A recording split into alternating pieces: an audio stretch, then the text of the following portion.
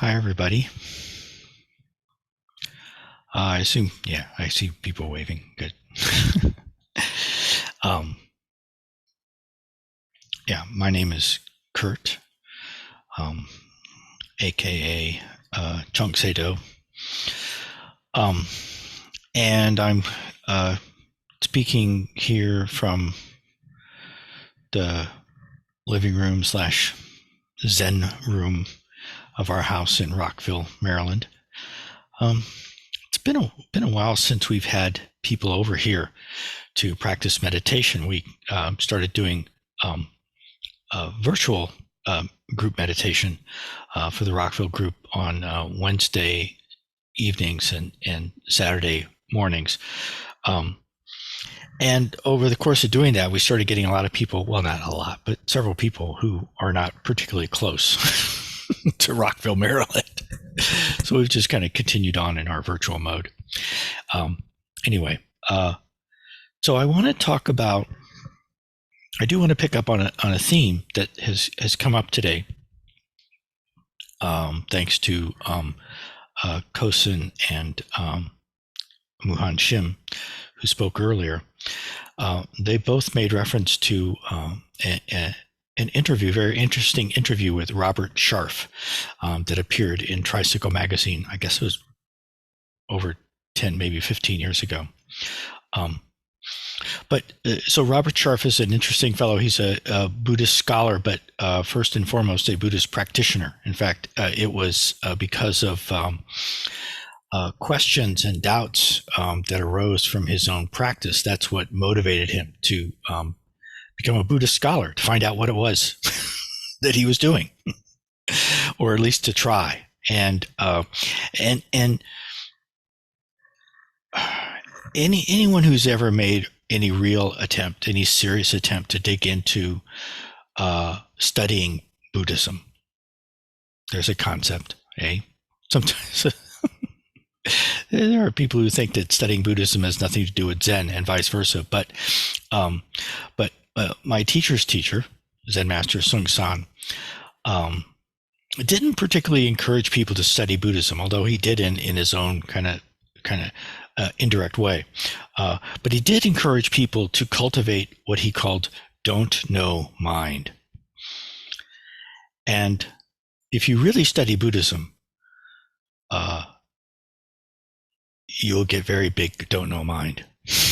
The more you study Buddhism, the more you don't know about it. Anyway, so Robert Sharf did this interview in Tricycle, and one of the main themes of this interview was his concern about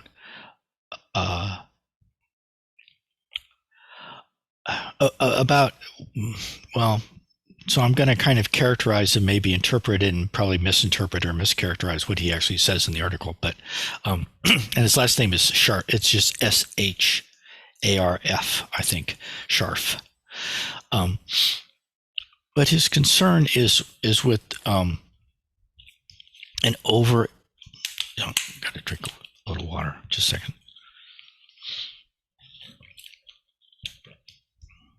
Well, his concern is that in Buddhist modernism, I don't know if he uses this term or not, but it tends to be a little bit overly individualistic, and it tends to be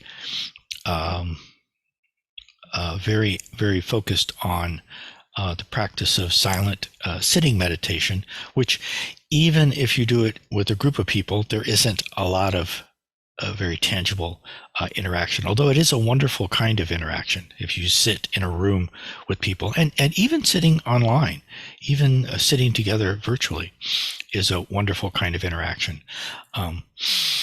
But Sharf's concern is that there's a lack of appreciation for how much we need each other, and how absolutely we need the help and support of one another in our practice. I think most of us would acknowledge we need help in our practice. um, but I want to take that concern and approach it from a slightly different angle, which is another a potential concern that one can have about a Buddhist modernism, and that is on the role and the view of teachers. What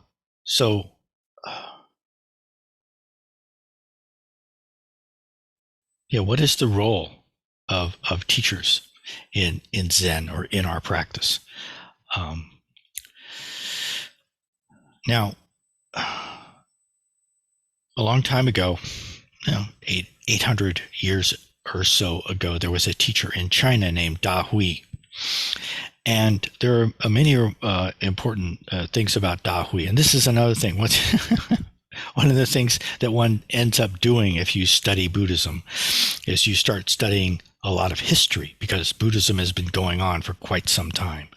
And there's all these people and dates and places. And so Dahui lived in China 800 plus or minus years ago.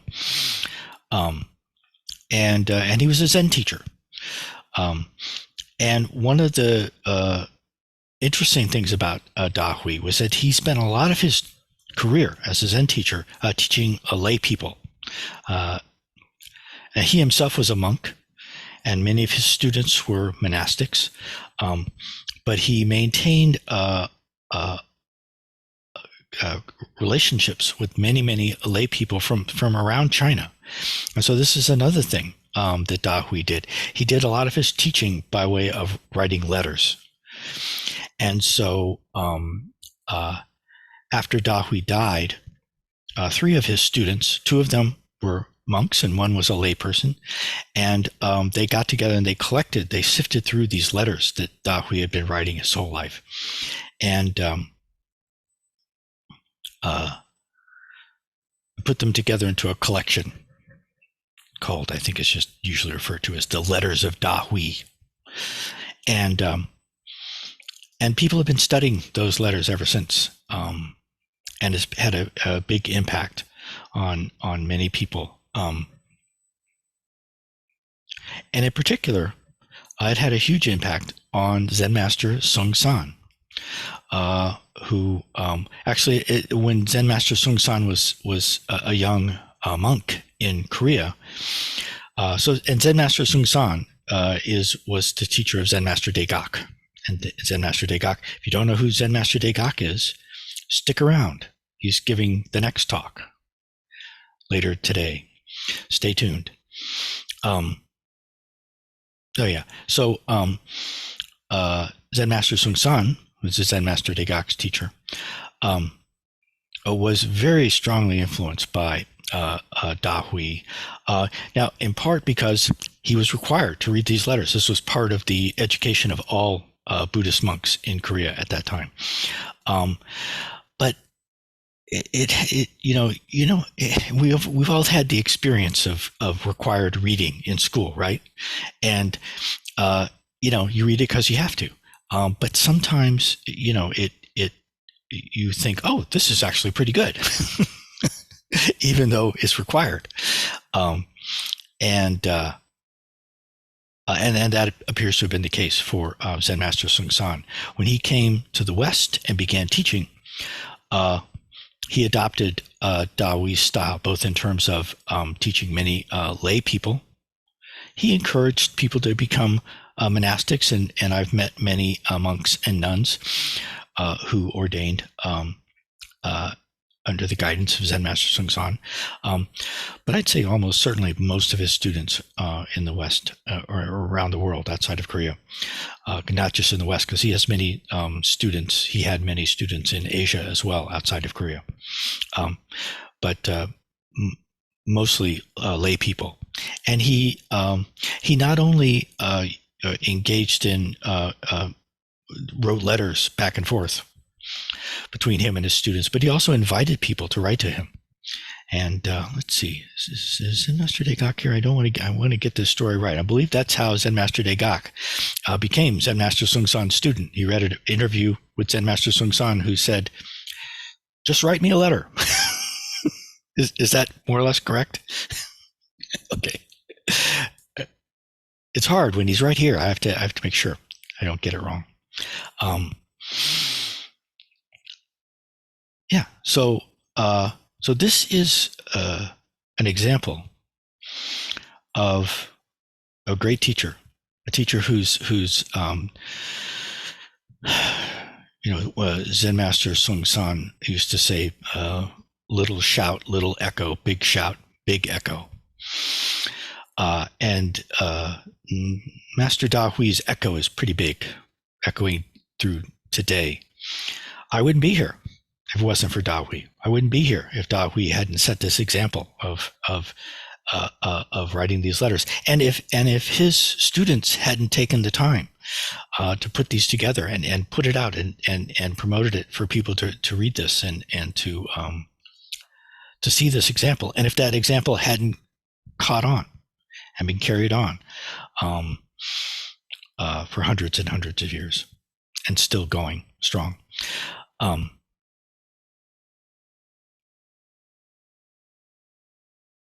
Now, another teacher whose echo is still being heard was Xuanzang.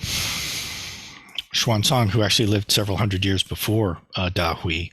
Whenever we recite the Heart Sutra, we are reciting Xuanzang's version of the Heart Sutra. In fact, when Zen Master Seung Sah started teaching people around the world, wherever he went, he encouraged people to chant the Heart Sutra twice. He taught people to chant Xuanzang's Heart Sutra, which is the tradition in Korea, that the version of the Heart Sutra that Xuanzang wrote about 1,400 years ago. The 260 Chinese characters, and we chant it with we chant those 260 characters just as Xuanzang wrote them down 1,400 years ago. We chant them with the Korean accent. It's an Americanized Korean accent when we chant Maha Banya Bara Milta Shimgyong Kwan Jaje Bosa Heng Shimbanya. And so that's one way in which Xuanzang's teaching comes down to us to this day, this tradition. So, and when we chant it in English, the Mahaprajna Paramita Hridaya Sutra, Avalokiteshvara, when practicing deeply, the Prajna Paramita perceives that all five skandhas are empty and is saved from all suffering and distress. So we're reciting a translation of Xuanzang's 260 Chinese characters, and all of the different, there's dozens of different English translations of the Heart Sutra, and they're all translations of one Heart Sutra. But also this Robert Sharf fellow, he is like I said, he's a practitioner as well as a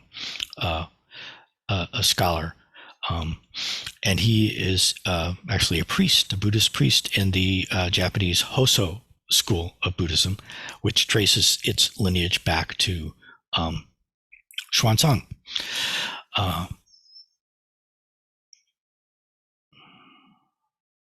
So in Buddhist modernism, there is a certain tendency to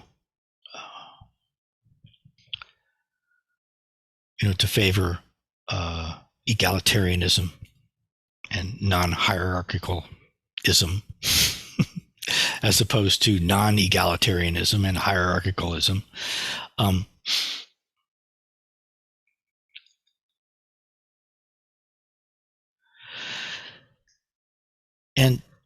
But at the same time, we need teachers, regardless of how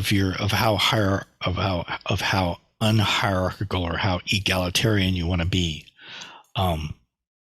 We need the three jewels: the Buddha, the Dharma, and the Sangha. And an essential part of what makes Buddhism Buddhism is that these teachings, and we talk about don't know mind a lot. We talk about no attainment and nothing to attain. But the teachings have to be passed along from one generation to the next. This is absolutely essential. And when you find a Sangha, it's very important to find a Sangha. You can find more than one if you're lucky, but to have a group of good friends to practice together with. Like an alien visiting from outer space, when you are checking out a Sangha, you want to say, take me to your leader. Find out who's in charge. Somebody's in charge.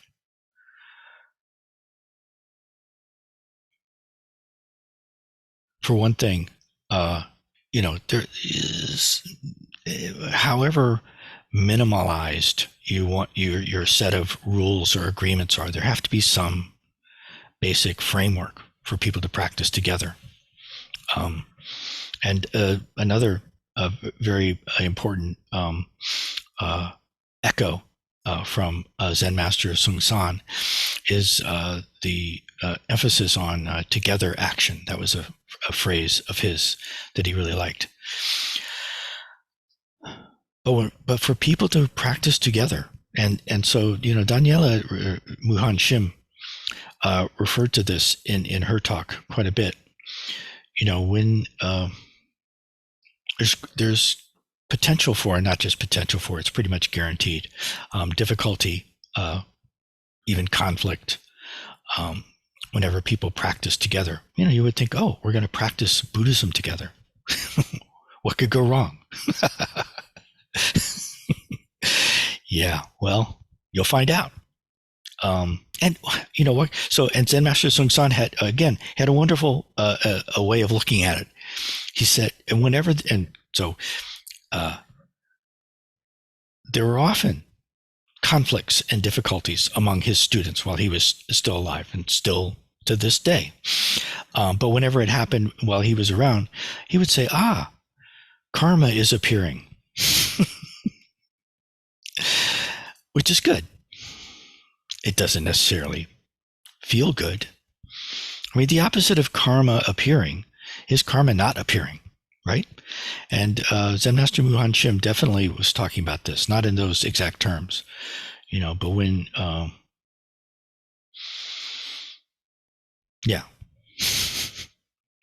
when karma doesn't appear, it's even worse than when karma does appear.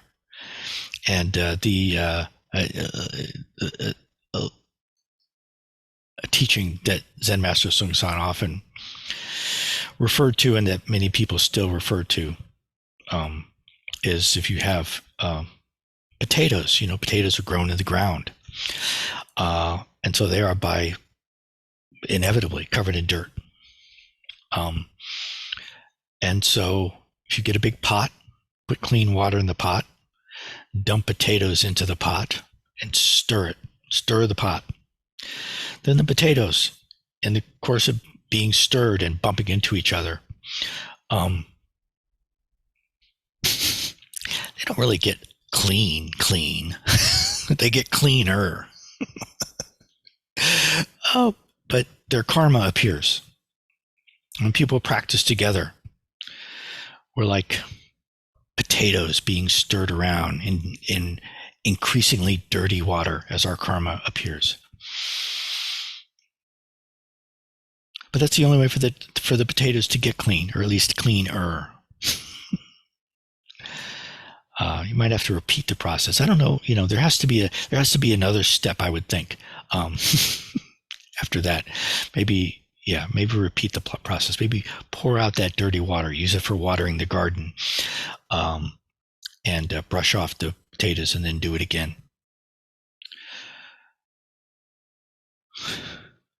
Yeah, it probably is how it works. But that's not the way I clean potatoes. But it's a nice story. It's a nice image. And it certainly does capture the reality of what it's like. And it isn't just when people practice meditation together. It is human nature, human nature. And this is another reason why it's important. So take me to your leader. I was joking a little bit, but in any sangha, you do want to know, whose teaching is this? Where does this, group come from? And so that means not just, and this is another point that both Muhan Shim did refer to in her talk, and that is implied by Robert Sharf's bringing up this issue of Buddhist modernism and trying to ensure that we maintain the continuity of the Buddhist Sangha, which has existed for 2,500 years. It's really the Buddhist monastic Sangha. Some people have claimed it's actually the longest existing human organization ever in human history. Continuous organization. But the Sangha isn't just limited to the monastic Sangha. We are all part of the Sangha. And there, when conflicts and difficulties appear in a group, in any group, somebody has to be giving some direction. Somebody has to be giving some, in the time of the Buddha, people were constantly arguing with each other about things. And then they would go and talk to the Buddha and he would make a decision. But it isn't just a matter of having someone who's in charge. It's also a matter of, as I was saying, of a connection to a tradition. Not only, who is a teacher or teachers for this group, but who are their teachers and who are their teachers. And that is a phenomenon that comes up in modern spirituality. People who just make it up. Say, I am enlightened. Follow me. And inevitably, people like that learned it from somewhere else. But it's important if someone presents themselves as a teacher of any kind to know what their credentials are. And to know what their credentials are means to know where they learned what they're teaching you. How did they learn it? Who did they learn it from? And one thing that's good about that is then you can check up on them. Are they really teaching me what they learned? Is this really in line with their tradition? And that's actually part of Robert Sharf's history. He wondered, is this kind of westernized version of Buddhism that I'm being taught and that I'm practicing, is this the real thing? And you don't want something that is, you don't want an American Buddhism that is to actual Buddhism as American cheese is to actual cheese. You don't want pasteurized, processed Buddhism. If you look carefully at like Cheese Whiz or Velveeta, it says cheese food. It's not. Legally they can't call it cheese. And so what? Cheese Whiz. I've had Cheese Whiz. I won't turn it up and American cheese, Velveeta, if you want a cheeseburger. It melts better, whatever, macaroni cheese. But I'm not encouraging food snobbery or Buddhist snobbery as much as but I am encouraging, the wanting to know where things come from.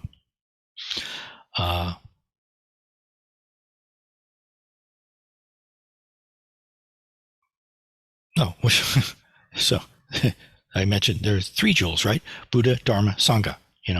So, and the Dharma, if there is a group of people, they likely have a teacher of some sort somewhere.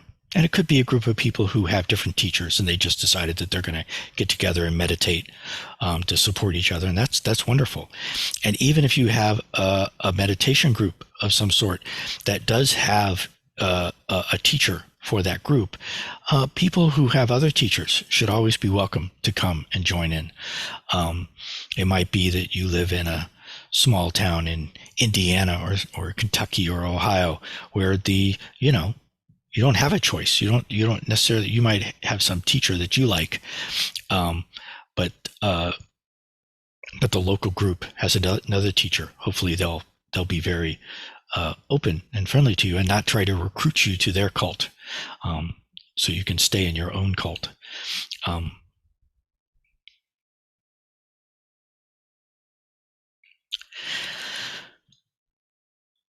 I know I first started practicing Zen only because of yet another teacher that I need to mention. So two teachers actually. Joshu Sasaki Roshi, Rinzai Zen teacher who's now dead. But he was a very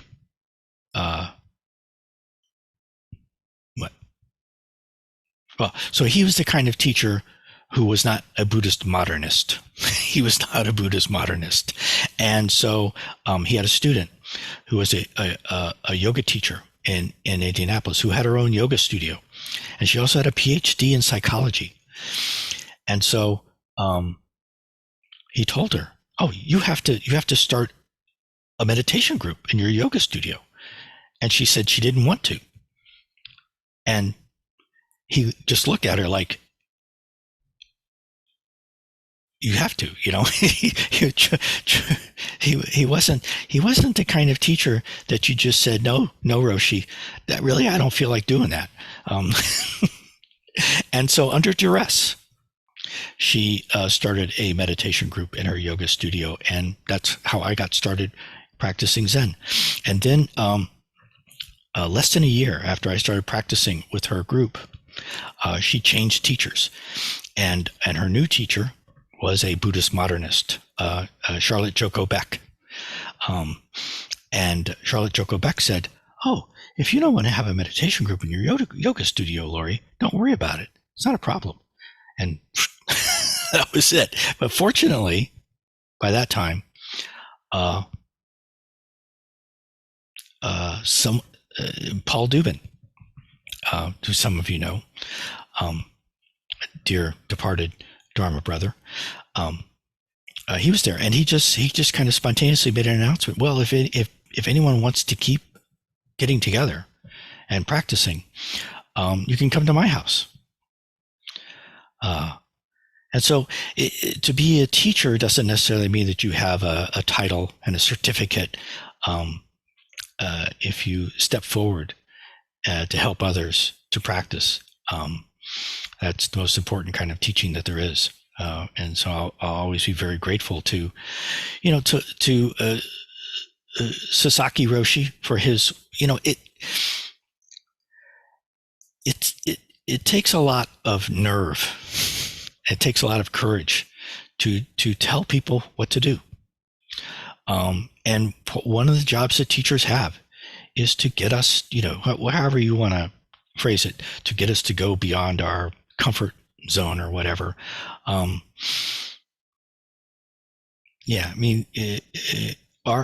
comfort zone is another word for samsara. That's our comfort zone.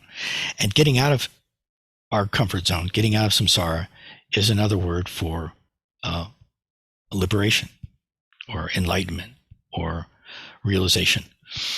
And so that is the teacher's job, to move us out of our comfort zone. And so I'm glad for that teacher who was willing to do that, for that student, Lorrie, who was willing, at least for a while, to do that, and for Paul, for another thing. Talk about moving out of your comfort zone, inviting total strangers over to your house to sit around and practice meditation. That's an excellent practice. I would highly encourage anybody who's crazy enough to consider doing that, to do that.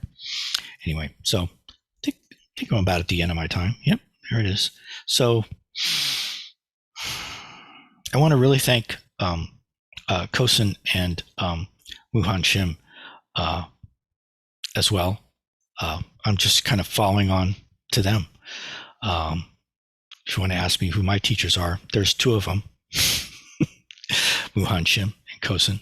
Proud to call them my teachers, as well as Zen Master Dahui and Zen Master Seung.